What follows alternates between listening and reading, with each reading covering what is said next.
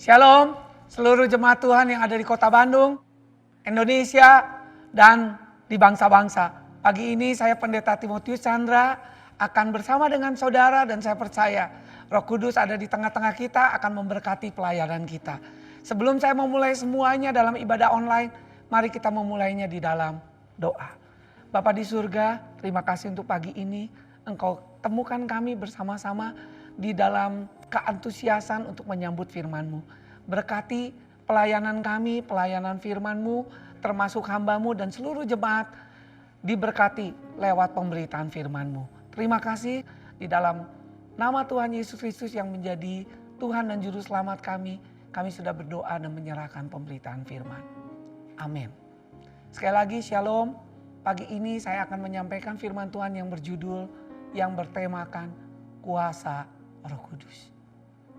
Saudaraku yang kekasih dalam Tuhan, saya diingatkan ketika menyiapkan firman Tuhan tentang kuasa Roh Kudus, saya diingatkan ada seorang teolog, seorang pengajar, seorang penulis buku yang ribuan bukunya sangat memberkati banyak orang. Dan dia menyampaikan satu statement yang luar biasa. Adalah sia-sia bagi kita untuk mencoba melayani Tuhan tanpa kuasa Roh Kudus. Karena bakat, pelatihan, dan pengalaman tidak dapat menggantikan kuasa Roh Kudus. Berarti dengan kata lain, hambanya Warren Wiersbe, dia menyampaikan apapun yang dia lakukan, kalau dengan kuasa Roh Kudus, itu dengan urapannya, itu akan sangat memberkati dan mengubahkan banyak orang. Saudaraku yang kekasih dalam Tuhan, kalau bicara tentang kuasa Roh Kudus, Tuhan kita Yesus Kristus pun menjadi teladan. Di seluruh kehidupan dan pelayanannya, dia menjadi Tuhan yang sungguh diurapi oleh Roh Kudus. Dalam satu perikop yang dia sampaikan, Tuhan Yesus diurapi Roh Kudus untuk menyampaikan kabar baik dan melakukan kabar baik. Mari kita buka di Lukas 4 ayat 19 sampai 21. Saya akan bacakan untuk kita semua dan lebih baik juga kalau seluruh jemaat Tuhan yang ada di rumah-rumah juga membacakannya bersama dengan saya.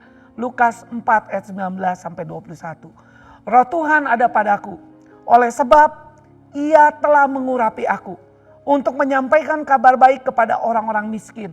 Dan Ia telah mengutus aku untuk memberitakan pembebasan kepada orang-orang tawanan dan penglihatan bagi orang-orang buta. Untuk membebaskan orang-orang yang tertindas. Untuk memberitakan tahun rahmat Tuhan telah datang. Lalu Ia memulai mengajar mereka, katanya, pada hari ini genaplah nas ini sewaktu kamu mendengarkannya. Sungguh Roh Tuhan ada padaku. Berarti Roh Tuhan ada pada Tuhan Yesus. Dan bukan hanya Roh Tuhan ada pada Yesus, tapi Roh Tuhan juga mengurapi Yesus. Untuk apa Tuhan Yesus diurapi? Dengan jelas untuk menyampaikan kabar baik kepada orang-orang miskin. Orang-orang miskin jelas orang yang tidak memiliki kehidupan yang betul-betul secara finansial cukup. Itu miskin secara jasmani, tapi miskin secara rohani. Ayat itu bilang memberitakan pembebasan kepada orang-orang yang tertawan. Jadi orang-orang yang miskin juga orang-orang yang tertawan. Orang yang buta, orang-orang yang mengalami sakit penyakit, Tuhan akan sembuhkan, akan dapat penglihatan, akan dapat terobosan yang luar biasa. Bahkan orang-orang yang tertindas, itulah orang-orang yang miskin. Dan Tuhan akan memberitakan tahun rahmat Tuhan. Sehingga tahun-tahun yang penuh kebaikan akan dialami dalam hidupnya. Saudaraku, bukan hanya itu saja. Di Kisah Rasul 10 ayat 38 Tuhan Yesus berkata tentang Yesus dari Nazaret, bagaimana Allah mengurapi Yesus dengan Roh Kudus dan kuat kuasa. Yesus yang berjalan berkeliling sambil berbuat baik. Jadi Yesus bukan hanya menyampaikan kabar baik, dia juga berbuat baik. Dia mempraktekkan seluruh kabar baik. Dia berjalan berkeliling sambil berbuat baik dan menyembuhkan semua orang yang dikuasai iblis, sebab Allah menyertai dia. Dengan kata lain ketika dia menyampaikan kata-kata firman Allah di bait Allah itu, Tuhan Yesus sedang menggenapi nubuatan Nabi Yesaya. Dan lewat hidupnya dia menggenapi apa yang disampaikan oleh Nabi Yesaya. Dan kabar baik itu dalam bahasa Yunani memakai kata evangelion, yang artinya tidak hanya ucapan kata-kata kabar baik, melainkan suatu proklamasi yang penuh otoritas dan kuasa. Sehingga lewat pemberitaan dia bukan hanya mengajar, tapi dia mengajar dengan penuh kuasa dan tanda ajaib. Bahkan di Lukas 4 ayat 40 sampai 41, setelah matahari terbenam, orang-orang membawa setiap orang yang mengalami berbagai sakit penyakit. Dan sungguh luar biasa, Tuhan melayani satu persatu. Dan Alkitab mencatat ketika dia meletakkan tangan atas orang sakit, maka orang sakit itu semua disembuhkan, saudara. Dan akhirnya orang-orang yang mengalami gangguan karena setan-setan dan kuasa kegelapan menguasai mereka, dan semuanya pun mereka dilepaskan. Sungguh dari setiap kalangan apapun yang datang kepada Tuhan Yesus, mereka mengalami kesembuhan dan mengalami pemulihan. Dan saya percaya Tuhan Yesus juga ada di tengah-tengah kita. Di mana 2 atau 3 orang berkumpul, Tuhan hadir. Apapun permasalahan saudara pagi ini, Tuhan siap akan memulihkan saudara dan akan menyembuhkan saudara. Dan dia akan memberi jalan keluar. Marilah datang kepadaku yang letih lesu dan berbeban berat. Maka aku akan memberikan kelegaan kepada saya dan saudara. Puji Tuhan. Kenapa dia bisa mengalami banyak mujizat, kesembuhan dan pemulihan. Dan dia berbuat baik kemanapun dia ada. Dimanapun dia tidak pernah menolak. Aku datang bukan mencari orang yang benar, tapi orang yang berdosa. Mungkin saudara mengalami, saya adalah orang yang paling berdosa. Tidak layak. Tapi pagi ini dia akan datang dan menyentuh saudara. Seperti 2000 tahun yang lalu dia lakukan. Dia juga pada hari ini juga akan menyembuhkan dan memulihkan saudara. Yang pertama saya mau katakan, Tuhan Yesus pun diurapi oleh Roh Kudus. Dan yang kedua, ada berita baik. Bukan hanya Tuhan Yesus yang diurapi oleh Roh Kudus, orang percaya pun diurapi oleh Roh Kudus. Saya akan bukakan di kitab 2 Korintus 1 ayat 21 sampai 22. Sebab dia yang telah meneguhkan kami bersama-sama dengan kamu di dalam Kristus adalah Allah yang telah mengurapi, memeteraikan tanda miliknya atas kita, dan jaminan dari semua yang telah disediakan untuk kita. Sungguh luar biasa ketika kita terima Yesus sebagai Tuhan dan Juru Selamat. Kita bukan hanya memiliki hidup yang kekal, dosa kita diampuni, hidup kita dipulihkan, dibenarkan. Tetapi kita pun menerima Roh Kudus. Yang saya sebut kita menerima 3P. Sekali lagi 3P. Apa 3P? Kita menerima pengurapan Roh Kudus. Jadi ketika kita terima Yesus, kita juga menerima pengurapan Roh Kudus. Amin saudaraku. Pengurapan yang sama seperti Tuhan Yesus pun kita alami. Yang kedua, kita bukan hanya mengalami pengurapan Roh Kudus. P yang kedua, kita juga mengalami pemeteraian. Efesus 1 ayat 13 sampai 14, ketika kita mendengar berita kabar baik, kabar keselamatan, bukan hanya mendengar, kita menerima kabar baik itu. Menerima Tuhan Yesus sebagai Tuhan dan Juru Selamat. Maka sejak saat itu Alkitab bilang kita dimeteraikan oleh Roh Kudus. Berarti artinya dimeteraikan menjadi sebuah tanda bahwa kita adalah anak-anak Allah. Shalom, haleluya, amin. Kita semua anak-anak Allah, sungguh kita dimeteraikan saudara. Karena itu kitab Yohanes bilang tidak ada seorang pun yang bisa merebut engkau dari tangan Bapa di surga. Bahkan terjemahan King James bilang bukan tangan Bapa di surga, tangan genggaman Bapa di surga. Sungguh luar biasa saudara. Tanda kepemilikan engkau dapatkan. Yang pertama pengurapan, yang kedua pemeteraian, yang ketiga adalah penjamin. Roh Kudus adalah penjamin. Dalam bahasa aslinya memakai kata arabon. Arabon yang artinya adalah pembayaran yang dibayarkan di muka sebagai jaminan untuk pembayaran sisanya. Artinya sampai nanti kita bertemu dengan Tuhan di surga, Roh Kudus adalah jaminan. Dan dia akan menolong, menghibur, menguatkan, membela kita, menasehatkan, bahkan menjadi pendoa syafaat untuk hidup kita. Karena itu Tuhan Yesus bilang, adalah lebih berguna kalau aku pergi kepada Bapa. Kalau tidak, Roh Kudus Sang Penolong Parakletos tidak akan datang.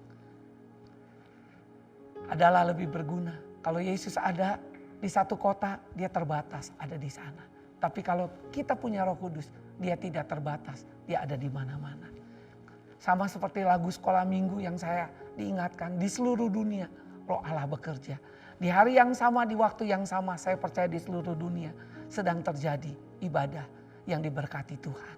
Dan saya percaya Roh Kudus bekerja di mana-mana dengan kuasa yang tanpa batas. Saudaraku yang kekasih, bati saya dan saudara pun diurapi oleh Roh Kudus. Saudara diurapi, saudara dimeteraikan, dan saudara pun mendapat kekuatan jaminan di dalam seluruh hidup. Izinkanlah saudara terus dipimpin oleh Roh Allah. Karena yang dipimpin Roh Allah adalah anak-anak Allah. Yang ketiga, yang terakhir, mengapa kita penting mengalami pengurapan Roh Kudus, saudaraku? Yang pertama, ketika kita mengalami pengurapan Roh Kudus, kita memiliki keberanian dengan penuh kuasa untuk menjadi saksi Tuhan. Kita memiliki keberanian, kuasa untuk menjadi saksi Tuhan. Kisah Rasul 1 ayat 8 bilang, kamu akan menerima kuasa Roh Kudus ketika Roh Kudus turun atasmu. Kamu akan menjadi saksiku di Yerusalem, Yudea, Samaria, dan sampai ke ujung bumi. Ketika Roh Kudus turun ke atas kamu. Bukan berarti Roh Kudus tidak ada dalam hidup kita. Ingat tadi saya bilang ketika engkau terima Yesus, engkau sudah punya Roh Kudus dan menjadi meterai dalam hidupmu dan menjadi jaminan dan pengurapan. Tetapi ketika menjadi saksi, engkau harus dilengkapi. Karena itu Tuhan bilang kepada muridnya, jangan pergi terlebih dahulu sampai engkau mendapat kuasa dari tempat matimu, supaya engkau diberi kemampuan, kekuatan untuk menjadi saksi Tuhan. Kuasa dalam bahasa Yunani itu memakai kata dunamos, yang artinya adalah dinamit. Engkau akan mengalami ledakan, engkau mengalami kobaran kuasa yang luar biasa, yang membuat engkau berapi-api. Dan engkau yang terbatas menjadi tidak terbatas karena Roh Kudus. Yang kedua, menjadi dinamo, alat penggerak. Artinya apa? Tidak ada yang bisa menahan. Ketika Roh Kudus turun ke atas murid-murid Tuhan, yang mereka orang biasa, orang tidak terpelajar, orang yang sederhana, itu akhirnya mengalami kekuatan yang luar biasa. Dan dia menggenapi janji Tuhan Yesus. Barang siapa yang percaya kepada aku, dia melakukan pekerjaan yang Yesus lakukan. Bahkan lebih besar. Bahkan penganiayaan pun tidak bisa membuat gereja Tuhan, murid Tuhan pada zaman mula-mula itu berhenti. Justru lewat penganiayaan dia menggenapi janji Tuhan. Akhirnya apa? Berita Injil bukan hanya ada di Yerusalem, akhirnya sampai ke Yudea, Samaria, bahkan sampai ke ujung bumi. Sungguh luar biasa, saudara. Memiliki kuasa untuk menjadi saksi. Saksi itu memakai kata marturia. Dari marturia itu menjadi martir. Sehingga mereka tidak takut. Padahal kalau kita lihat dulu sebelum dia dipenuhi Roh Kudus, mereka gentar, mereka takut, sepertinya gak berdaya karena Tuhan Yesus sudah tidak ada bersama-sama. Tapi akhirnya mereka bangkit. Kita lihat hidupnya Petrus akhirnya berubah. Yang tadinya menjadi pengecut yang budiman, penakut yang saleh, menjadi berani. Dan dia tantang orang yang berkata, kamu sedang mabuk. Dia bilang, aku tidak sedang mabuk. Aku sedang menggenapi janji kitab Yoel. Pada hari-hari terakhir, aku sedang mencurahkan Roh Kudus kepada setiap orang. Bahkan orang yang paling terendah, hamba laki-laki dan perempuan pun akan dipenuhi, dibaptis oleh kuasa Roh Kudus. Dan anak-anak akan dibaptis, dipenuhi oleh Roh Kudus. Dan dia akan bernubuat. Orang-orang tua akan mempunyai mimpi. Mari saya juga sudah menjadi orang tua. Saya juga punya mimpi. Akan melihat satu kemuliaan Tuhan di dalam gereja Tuhan di tempat kita. Tuaian besar sedang terjadi. Bangkitnya generasi. Dan anak-anak muda, teruna-teruna akan mendapatkan visi. Akan mendapatkan penglihatan. Oh sungguh akan dapat pengahyuan. Dan saya percaya ada kebangkitan, ada kegerakan anak muda. Karena itu anak-anak muda, anak-anak pelajar SMP, SMA, mahasiswa. Siapkanlah dirimu. Ada pekerjaan yang besar. Ada tuaian besar. Dan ada pengangkatan Tuhan yang besar. Sudah saatnya tongkat generasi sedang diberikan kepada saudara. Yang sungguh luar biasa saudara. Dan akhirnya ketika itu mereka dengar pemberitaan yang disampaikan Petrus. Dan sungguh luar biasa. Mereka terpukau, mereka terharu. Dan mereka memberi diri untuk percaya. Bahkan dibaptis. Dan pada hari itu juga 3.000 orang menjadi percaya. Dan akhirnya mereka bilang, kami kenal orang-orang yang tidak terpelajar. Orang yang biasa, para nelayan. Tapi mereka kenal sebagai pengikut Yesus. Kenapa? Karena pelayanannya. Cara mereka berbicara, cara mereka menyampaikan sama seperti yang Yesus lakukan. Bahkan kuasanya pun sama. Tidak hanya pakai satu Tuhan Yesus, tapi semua orang dipakai mengalami kemuliaan Tuhan karena diurapi. Seorang penginjil yang terkenal, yang hidup 100 tahun, Billy Graham. Tidak ada seorang pun yang tidak kenal siapa Billy Graham. Dia menyampaikan sebuah pernyataan. Penginjil tidak dapat membawa orang pada persetujuan akan dosa, kebenaran atau penghakiman. Itu semua adalah pekerjaan dan karya Roh Kudus. Billy Graham bilang kalau dia dipakai Tuhan, bisa membawa banyak jutaan orang bertobat dan terima Yesus. Mengalami anugerah keselamatan. Itu bukan karena fasih dia bicara. Bukan karena dia pandai menyampaikan sesuatu. Karena Roh Kudus menyertai dia. Bahkan dia sampaikan lagi, penginjil tidak dapat membuat seorang bertobat. Itu adalah pekerjaan Roh Kudus. Yang membuat pelayanan Billy Graham luar biasa di berbagai bangsa. Di berbagai tempat. Bahkan dia menjadi penasehat presiden yang sungguh luar biasa di Amerika Serikat. Karena Roh Kudus bekerja lewat kebaktian kebangunan rohani. Karena itu sebelum dia buat KKR, dia berbulan-bulan lamanya datang ke satu bukit dan berdoa. Dan dia meminta kuasa dan pengurapan daripada Roh Kudus. Karena tanpa Roh Kudus apapun yang dia lakukan, itu tidak akan membawa dampak yang dahsyat. Tapi dengan Roh Kudus membawa dampak yang dahsyat. Saudaraku yang kekasih, mari kita menjadi orang yang terus mengalami pengurapan Roh Kudus. Hendaklah engkau terus penuh dengan Roh Kudus. Saudaraku, yang kedua, engkau akan memiliki keberanian menghadapi musuh dan tantangan kehidupan yang sulit. Sama seperti Raja Daud di 1 Tawarik 14 ayat 8 sampai 12. Ketika didengar oleh orang Filistin bahwa Daud telah diurapi menjadi raja atas seluruh Israel, maka majulah semua orang Filistin untuk menangkap Daud. Tetapi Daud mendengar hal itu, lalu majulah ia menghadapi mereka.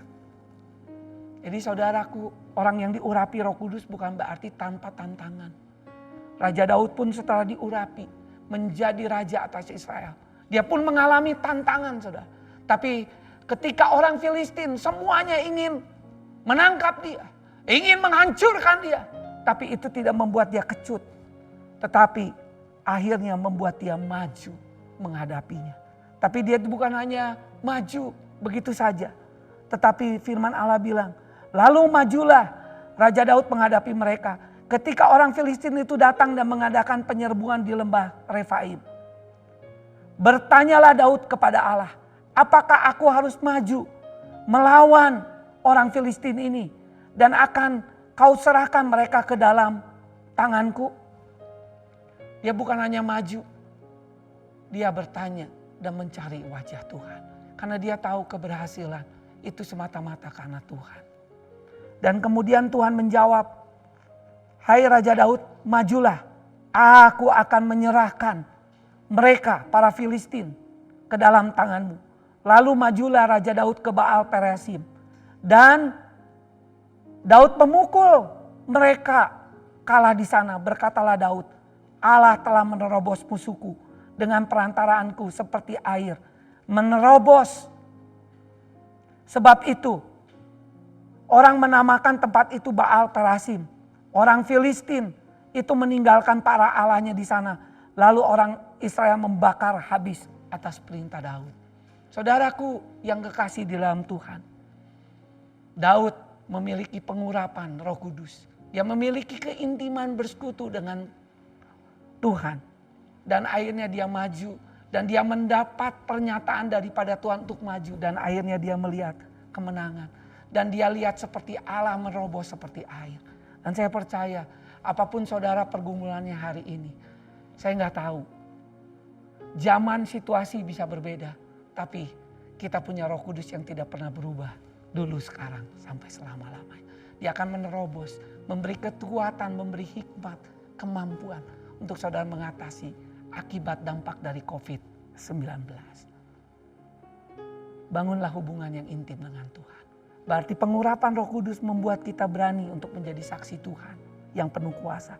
Memiliki keberanian untuk menghadapi musuh, tantangan, dan kehidupan yang sulit. David Wilkerson pernah berkata, segala sesuatu yang kita jalani dan lalui sebagai orang Kristen adalah latihan. Di mana Allah memiliki tujuan ilahi.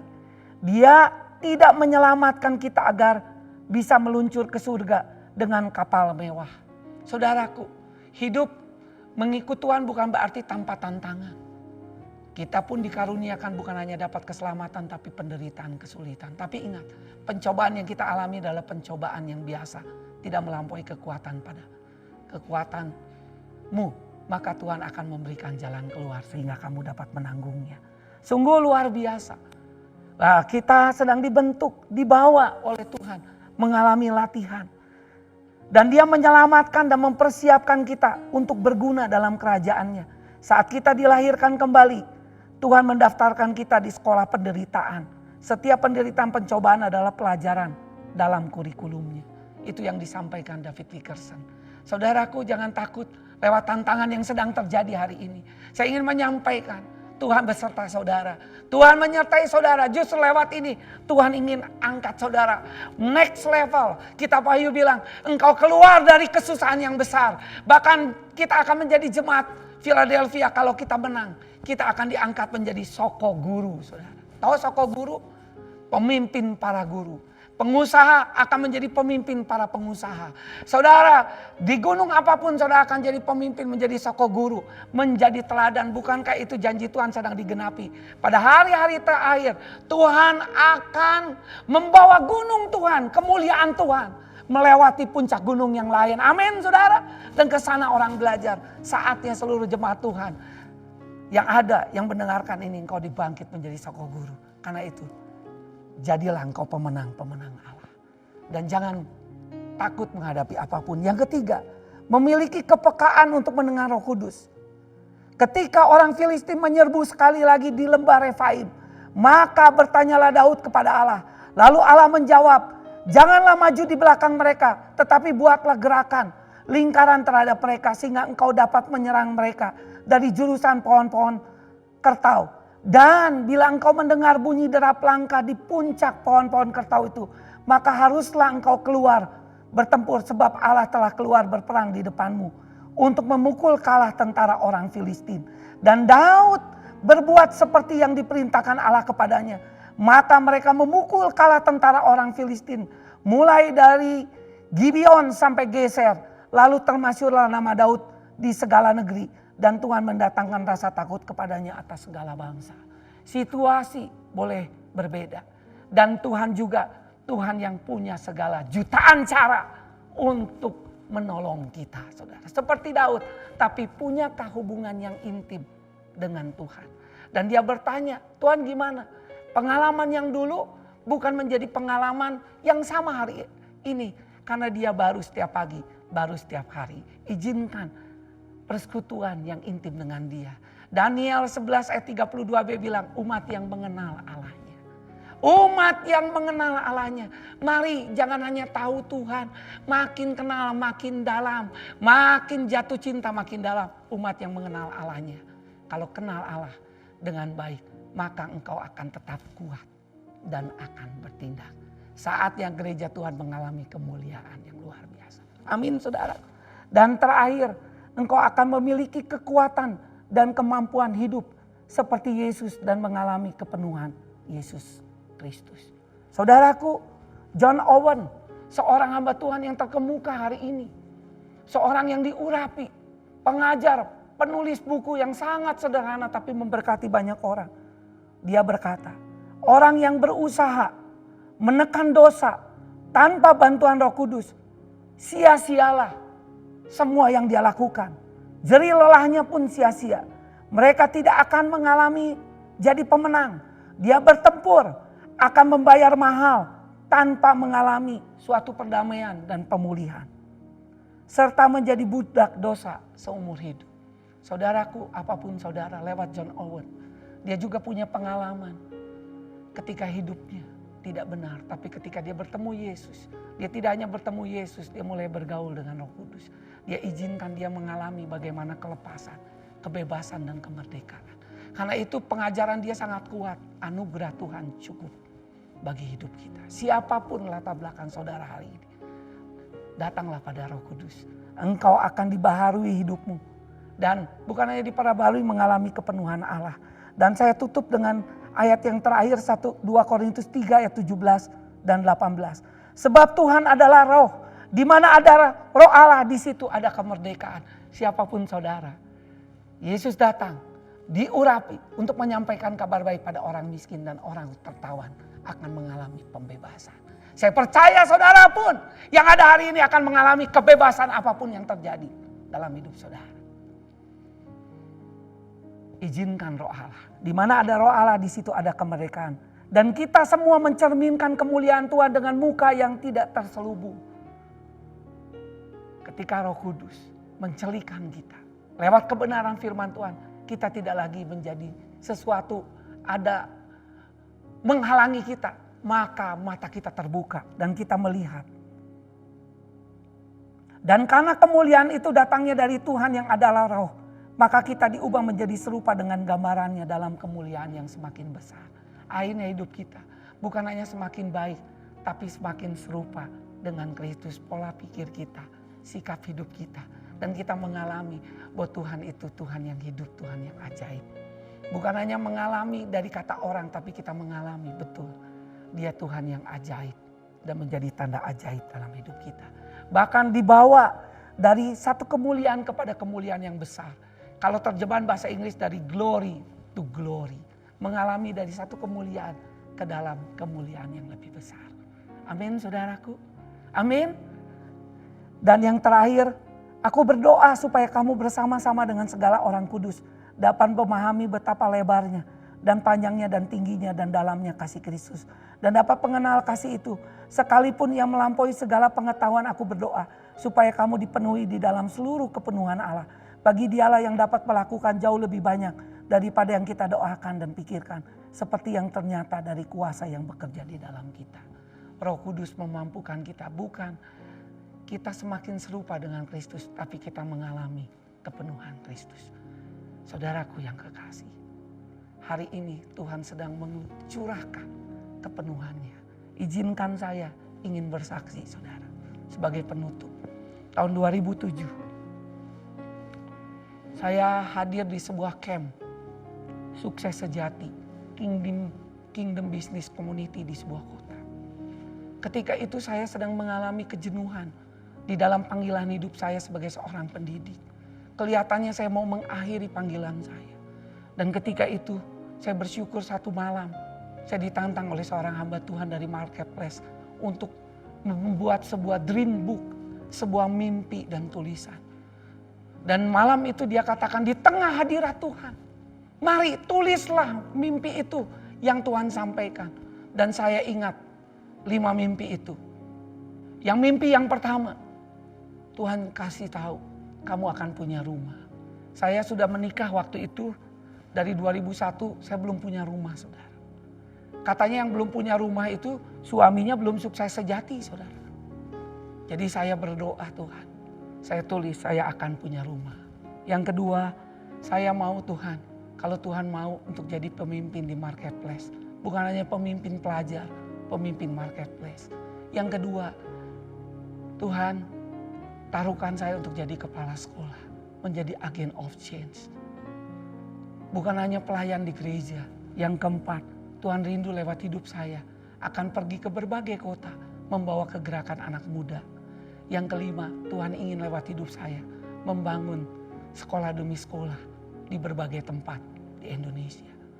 Ketika saya tulis itu, saya tidak berani men-sharekan kepada istri saya dan kepada banyak orang. Saya hanya bilang kepada Tuhan. Dan sungguh luar biasa di tahun itu juga Tuhan memanggil saya lewat tempat di mana saya kerja. Saya ikut psikotes dan akhirnya saya menjadi wakil kepala sekolah. 2 tahun kemudian menjadi kepala sekolah. Dan saya bersyukur Tuhan mengurapi saya. Dan bukan hanya itu saja, tahun 2010 saya punya rumah yang saya tempati hari ini.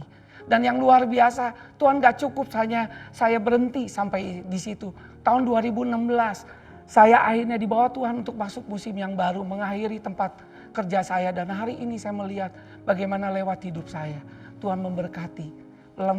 Akhirnya ada kegerakan anak muda di berbagai tempat. Dan saya bersyukur sekarang puluhan sekolah sudah dibangun. Bahkan yang indah, bukan dibangun di tempat yang sepertinya baik, tapi di tempat yang kota yang sunyi. Tuhan memakai kita membangun reruntuhan. Karena itu saudaraku, mari saya lewat ini saya mau sampaikan. Mari kita mengalami kepenuhan Allah. Jangan takut untuk bermimpi, bergaul dengan Tuhan. Dan kau akan melihat kemuliaan Tuhan yang luar biasa. Sekali lagi, lewat pengurapan Roh Kudus, saudara.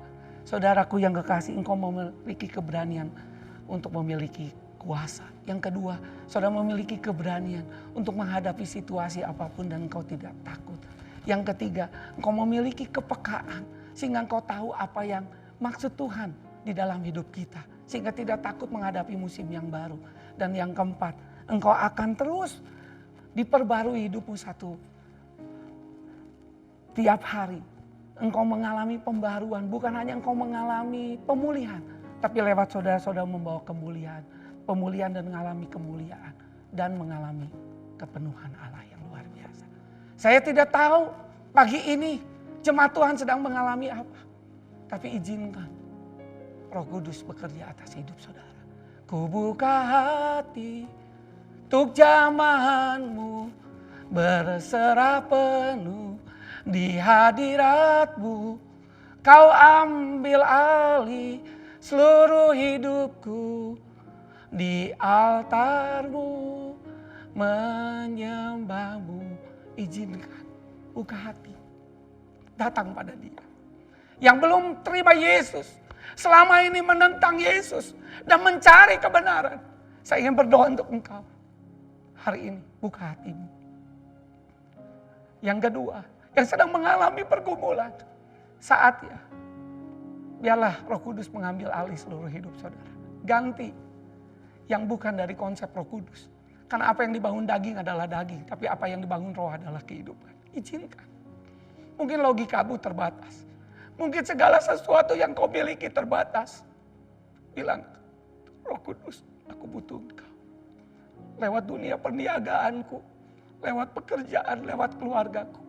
Bahkan di masa-masa stay at home ini, izinkan Roh Kudus bekerja memperbaharui hidup saudara. Dan yang ketiga, mulai belajar untuk memimpi. Dan saya berharap selesai ibadah ini Anda mulai menulis apa mimpi saudara. Bapak-bapak menulis, ibu-ibu menulis, anak-anak muda menulis, dan anak-anak kecil juga menulis apa yang Tuhan sampaikan. Mari kita berdoa. Engkau yang mau lahir baru dan terima Yesus, silakan taruh tanganmu di dada dan bilang, Tuhan, aku butuh Engkau Tuhan Yesus. Aku mencari kemana-mana pertolonganku untuk aku dapat pertolongan anugerah dan keselamatan. Dan aku tahu hanya di dalam Tuhan Yesus Kristus. Engkau yang mau mengambil keputusan itu, ikuti doa saya bersama-sama. Tuhan Yesus, terima kasih. Pagi ini aku terima Engkau sebagai Tuhan dan Juru Selamat. Ampunilah segala dosaku ya Tuhan. Baru hidupku. Terima kasih. Ampunilah segala dosaku. Dan darah Yesus menyucikan dan memulihkan hidupku. Terima kasih. Dan catatlah namaku dalam kitab kehidupan. Satu kali ketika bunyi sangkakala, Allah datang dengan pasukan malaikat. Aku ada di sana bersama-sama dengan Engkau. Terima kasih Tuhan untuk keselamatan, anugerah kasih karunia yang aku dapatkan di dalam Engkau. Terima kasih Tuhan Yesus. Aku berdoa untuk mereka satu persatu yang sudah mengalami Tuhan Yesus. Dimanapun aku berdoa Tuhan. Saat ini setiap kutuk demi kutuk apapun. Kutuk kemiskinan, kutuk kebodohan, kutuk kematian, apapun juga. Kutuk nenek moyang, apapun juga jimat-jimat mantra. Aku patahkan, aku hancurkan dalam nama Yesus. Aku melepaskan kuasa Tuhan bekerja atas hidup dia, memperbarui hidup dia. Bukan hanya dia mengalami perjumpaan dengan Tuhan dan menjadi kesaksian, tapi izinkan satu kali dengan penuh kuasa dia mulai bersaksi dan menyampaikan. Dan keluarganya yang belum diselamatkan, satu orang percaya akan diselamatkan. Yang terakhir aku berdoa untuk engkau yang sudah mengalami tidak berdaya, mengalami masa-masa yang begitu sulit. Saat ini aku berdoa Tuhan, taruhlah di dadamu Tuhan. Tuhan yang para pengusaha yang sedang putus asa. Para karyawan yang sedang putus asa. Anak-anak muda yang sedang putus asa. Mengalami pergumulan jatuh bangun sepertinya gak ada pengharapan. Aku berdoa saat ini dalam nama Yesus. Mata rohaninya terbuka, celik Tuhan. Sehingga dia bisa melihat tahun rahmat Tuhan yang luar biasa. Membebaskan, menguatkan mereka. Dan bukan hanya mereka dibebaskan berjumpa lewat firman Tuhan pagi ini. Mereka mulai buat tulisan dream book. Karena umat Tuhan yang diurapi, yang bergaul, mengalami kepenuhan Roh Kudus. Lewat persekutuan intim dengan Tuhan, lewat doa firman dan izinkan Roh Kudus. Maka mereka mengalami kepenuhan Allah di dalam hidupnya. Terima kasih Tuhan untuk lawatan dan kuasa Allah yang bekerja. Dan kami percaya Allah sedang melawat Indonesia. Allah sedang melawat bangsa-bangsa. Siapkan kami masuk dalam kemuliaan Tuhan. Kami terus berdoa untuk Indonesia. Terima kasih untuk kesembuhan yang terus banyak orang melewati hampir berkali lipat daripada yang meninggal. Kami berdoa roh maut kami berhentikan supaya tidak ada yang meninggal. Tuhan yang ada Tuhan sembuhkan. Tuhan pakai obat-obat para medis yang memakainya semuanya tidak ada yang terlambat Tuhan. Kami berdoa memberkati seluruh Bapak Presiden, Wakil Presiden, seluruh menteri, anggota DPR, MPR, seluruh pejabat gubernur, bupati, wali kota dari tingkat atas sampai ke tingkat paling daerah sampai RT RW. Semuanya diurapi Tuhan. Semuanya diberkati Tuhan, diberi hikmat dan melayani sesuai dengan panggilan masing-masing. Sehingga melalui mereka menjadi teladan dalam hidup mereka. Berkati juga para hamba-hamba Tuhan terus sehat, maju, berapi-api, berkobar-kobar di dalam Tuhan. Para penatua kami doakan supaya mereka terus mengalami pencerahan di dalam Tuhan yang luar biasa. Dan seluruh jemaat Tuhan dibawa dalam kemuliaan. Tidak ada satupun yang ketinggalan. Arahkan mata hati dan pikiran saudara. Angkatlah kedua belah tangan saudara. Saudara dengan berkat damai sejahtera yang daripada Allah Bapa. Penyertaan daripada Tuhan Yesus Kristus menyertai engkau. Mengurapi engkau, membawa engkau. Mengalami terobosan demi terobosan. Yang tidak pernah dilihat oleh mata. Yang tidak pernah ada dalam hati saudara. Bahkan yang tidak pernah engkau dengar. Tuhan sediakan bagi engkau yang mengasihi Tuhan. Dan engkau diangkat menjadi kepala bukan ekor. Engkau terus semakin melesat, melejit, bersinar cemerlang di dalam kemuliaan Tuhan, menjadi tanda ajaib dan pengurapan, pertolongan, penghiburan. Penyertaan daripada Roh Kudus menyertai engkau senantiasa hari ini, minggu depan, bulan depan, tahun depan. Bahkan sampai Maranatha Tuhan Yesus datang kembali kedua kali. Terima kasih Tuhan, engkau sudah memberkati kami dan mengurapi kami. Yang sudah terima berkat akan terus menjadi berkat dan berkarya dimanapun saudara berada. Kita katakan amin. Tuhan memberkati.